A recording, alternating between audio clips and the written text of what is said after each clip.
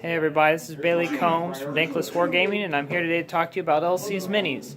This is one of her commission bits here from one of the guys on the team. Alright, a Maw Crusher dude. Dude, this thing is sweet. Look, all the little bits on the back there on the tail, the wings, the armor itself is very nice. So if you're looking for someone to do your commission work, just find Elsie's Minis on Facebook, or you can contact us. We'll get you in contact with her. She does excellent work just like this.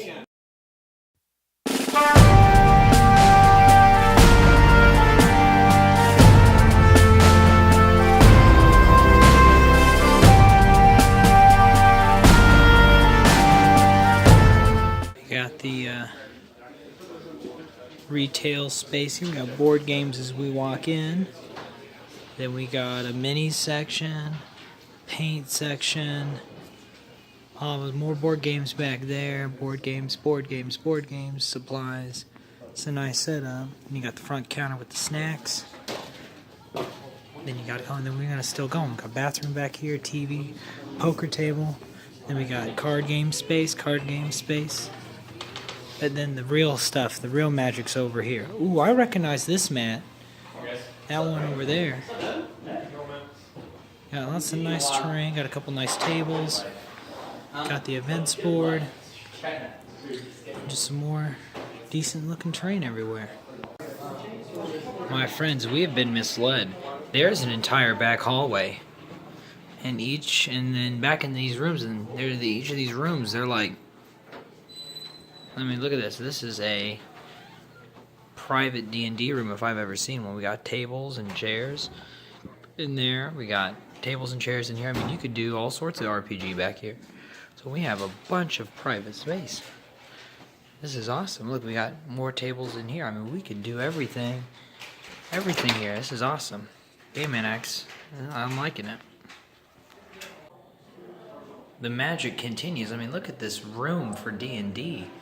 Harry Potter, we've got this nice table, backdrop there. We've got all these flags and banners.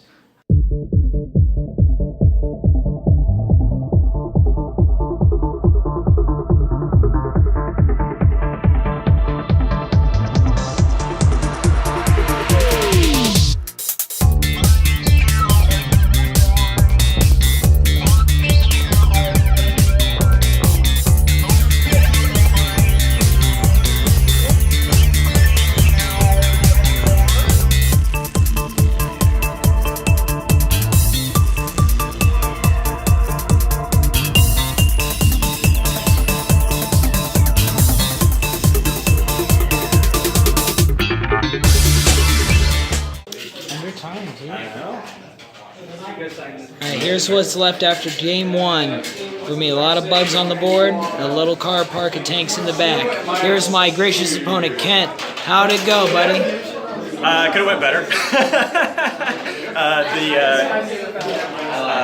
Holding up the tanks really hurt. Had you not seized, it probably would have went a little bit different. Yeah, this is the second time I played this kind of list this week, and both times I went first, and it's the only reason I had a chance. I can admit that it's the only reason I had a chance. If I don't get the jump on a tank car park like this, my tyrants are dead, the gene sealers are dead, and I lose. And that's most I could do is fire 2 tanks at once instead of all of them. Well, thank you so much for the game. Really appreciate it. And I notice your last name has Dank in it, so you should join our Dank list. Us here in the Knights of Knee here. Well, you might need to switch teams since you could be your name's in our name. Just saying.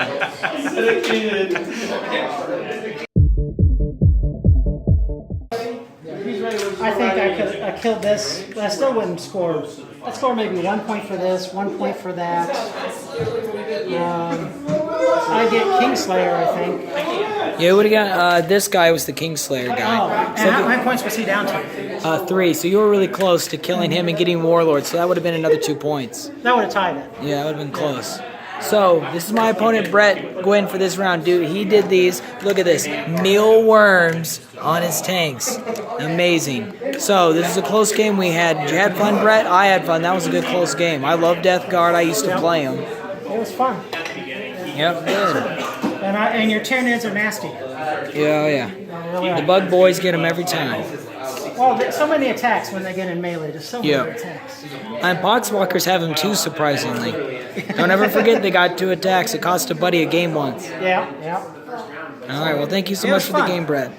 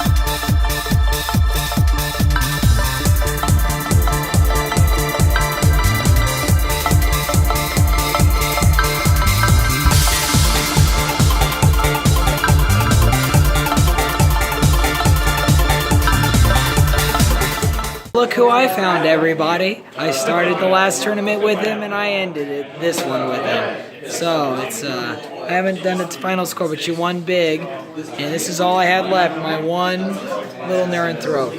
But, I mean, there's some big baddies out here. I mean, you got the 3 baby knights and the big daddy knights. So, how'd you do it? What was that? How did you do it? Sorry, my voice is gone. So, how did you do it? How did the game get to you to this point?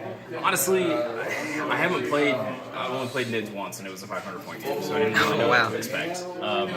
And you having like 700 models on the table was a little terrifying. I knew Gene Stealers were not great, so I tried to shoot at them as much as possible, and kind of just took what I could where I could. I probably could have played the objectives a little better earlier on because I think I left some behind. Overall, I mean, it was a great game. I think I made a lot of saves I probably shouldn't have. Yeah. And I think that probably contributed. Well, I make a lot of saves I shouldn't with my Hive Tyrant, so I understand that. He lives forever. When this guy lived, Yeah, that's what I'm talking about. He lives forever. Yeah. I had him take on. He took a full 900 points of Sisters of Battle shooting for 5 turns and did not die. They just could not take him down. that's gross. But yeah, it was a good game. Thanks for playing, and I hope to look forward. And one of these days, 3rd time's the charm. Yeah, I'll get there you go. That's right.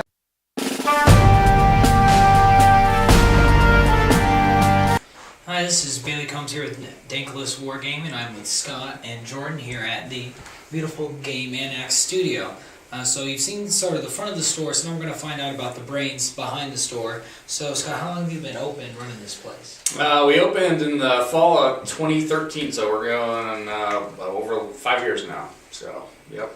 Okay, I've been in here before, but it's totally different. So, I mean, this wasn't here last time, but you kind of mentioned earlier, you were talking about this used to be a couple different Yeah, this shops. used to be a pregnancy help, a hope center is what it was called, pregnancy help. And so they moved out last September, and we took over the space. So we added another 3,000 square feet. So Oh, wow. got a lot of private rooms for RPGs and that kind of thing.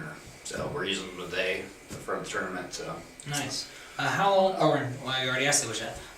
Why did you open? Me and my wife co-run, so co-owners. She is typically the face of the business. She's actually at PAX Unplugged in Philadelphia this week, so that's where she's at. But when we first opened, we both had full-time jobs. We just thought it'd be something good to do together. We visited some other shops in town, and not that they weren't great, but we thought that there would be room for a store like ours. Right. So that's what we did. She's kind of the board game expert, and I'm kind of the miniatures board gaming guy. And so we took those two things and stuck with them, and it's been pretty good. So that's how we got started. Nice. So what's been your most successful game so far in the last 5 years? Or just like most successful games or genre of games? Well, like I said, board games do really well, and then Warhammer does really well. So anything that Games Workshop does well for us, and then board gaming's. So, yeah, that's just basically. Alright, so I was going to ask, what is sort of the unique aspect of the store? Well, we're kind of sitting in it, and you've already talked about it a little bit. Now you have like a studio, you have these private game rooms. Anything aside from that that's sort of unique about coming here as opposed to going to one of those other stores here in town? Yeah, so our philosophy, like I said, when we first opened, it was kind of a secondary endeavor, I guess, if you would. I mean, we do it because we love it, not because we want to just have something to make money. So that hopefully that shines through in the day-to-day operations. Our motto is the game Annex because games should be fun. So we stress having fun, not over competitive. I mean, you can still be competitive and be fun, but you're expected to be a good sportsman and to make sure that you're thinking about that person across the table. So right. So in terms of keeping it fun, I know this is a charity event. So can you tell us a little bit about like what this event is, who it's for today? Sure, Jordan. I think that's good. So the idea was we would get out, and we've done a lot of normal tournaments, so we'd finally come out and do one for charity. And we've had a couple other game stores locally who have done a few here or there too. And we decided, this is really a needy time of the year in the winter. We'll do a canned food drive for Community Harvest Food Bank. There's one big one here in town actually. We just decided, why not? Why not do one at least? And this is probably the prime time to do it of the year when people are really struggling. And this is just why we decided to do it. That's good. I like that. I really like the idea that I could come play and help the community that Absolutely. One of the things I want to know is why the format that you guys play sort of a interesting mix of what I see is like the ITC format where you have there aren't as many objectives and a lot of these sort of the non-killy ones aren't there. So why did you guys do that? I've been playing Warhammer for 20 years, so I've been around since 2nd edition. When 2nd edition came out, I started playing, so I've been through all the editions. In the last probably 10 years, I really started getting into it really heavily. And I've been down to Memphis Game World. I went to Chicago Games Day before they got rid of it, and Adepticon became a thing. I've been to Adepticon one time. I played in the Light and the Whiskey Battle. Nice. And I just noticed, like most, at least as far as last edition, this edition's a lot better, but last edition, if you tabled your opponent turn 2, there's nothing they could do, they could win. So the drive of the ITC missions, and we altered them a little bit as you've seen, is you don't want to table your opponent, you want them to play the game with you for as long as you can. You don't get anything, you wipe somebody turn 2, you're essentially throwing away all your points. And I was like, this would be a great way to not make people play 6 full rounds, but play it at 5, and you're there the whole time. I like that because there's like 15 minutes left and we were going to turn 5, so I'm like, okay, I'm just going to forget my psychic phase, no shooting, just charge, lock down everything I had to. You just got to get those extra secondaries, and then I think there's 2 about killing and the rest are about holding objectives or getting specific stratagems off. I think that's a good way to play it, and it's still competitive. You still have to think it's a lot more about how am I going to build my list versus how can I get the maximum killing power out of it that I can get turn 1. There's no really glass cannon armies. Right, so you said you've been playing for 20 years. What are you playing right now? Game-wise or factions? Faction-wise. Orcs are my true love. I've been playing them since I first started, like hands down. So this new edition's been really happy for me.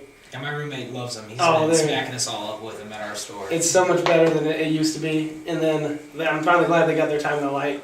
That's my number 1 faction. And then since the first Night Codex came out, they did like another 10 months later, I've really liked them a lot. I think they're really good. They're a little bit more competitive. You have to let people know if you're going to play a friendly game. Like I'm playing Knights. Right. But that's probably my second go-to army. And then I've played all of them at some point in time. I've got Tau still at home, Adept. I've done some Mechanicus. I've got Blood Angels. So I was really heavy into fantasy. And then this was just something I played in secondary until they did away with that crazy Sigmar. I really enjoyed Sigmar too. It's been kind of It's good. It's definitely better since they've updated it with the last chapter of Peru books. It's come a long way from when they first released it. That's for sure. I wasn't a big fan of the first one, but those general handbooks have helped a lot. Yeah. What about you, Scott? Yeah, I'm not as good or big as a 40K fan as Jordan. I am a fantasy guy, so I started with 2nd edition fantasy. Oh, wow. So back in 1982.